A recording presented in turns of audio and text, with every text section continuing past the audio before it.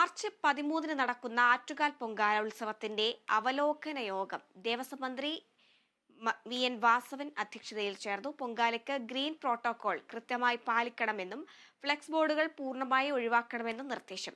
ഭക്ഷണം നൽകുന്നതിന് പ്ലാസ്റ്റിക് പാക്കറ്റുകൾ ഉപയോഗിക്കരുതെന്നും യോഗത്തിൽ മന്ത്രി അറിയിച്ചു.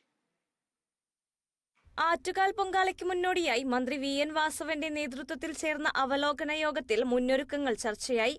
പരിസരവാസികൾക്ക് ഗതാഗത സൗകര്യം ഉറപ്പാക്കുന്നതിനു വേണ്ടി പാസുകൾ നൽകുന്നതിനുള്ള നടപടിയെടുക്കണമെന്നും പൊങ്കാലയിടാനെത്തുന്ന ഭക്തർക്കായി പന്തൽ സ്ഥാപിക്കണമെന്നും മന്ത്രി നിർദ്ദേശിച്ചു. കൂടാതെ ഈ ടോയ്ലറ്റുകളുടെ എണ്ണം കൂട്ടാനും മുൻവർഷത്തിൽ നിന്നും കൂടുതൽ വനിതാ പോലീസുകാരെ നിയോഗിക്കുവാനും തീരുമാനമായി. കിളിയാറിന്റെ പരിസര പ്രദേശങ്ങളിൽ കുടിവെള്ള ടാപ്പുകൾ സ്ഥാപിക്കും. കുടിവെള്ളം പരിശോധന കർശനമാക്കും.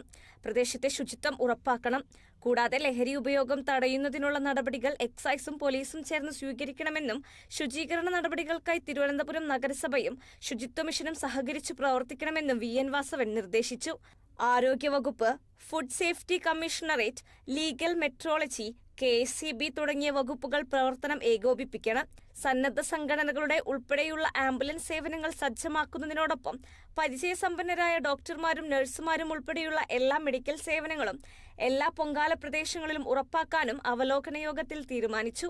മാർച്ച് 13 ഈ വർഷത്തെ ആറ്റുകാൽ പൊങ്കാല. Kerala vision news, Thiruvananthapuram.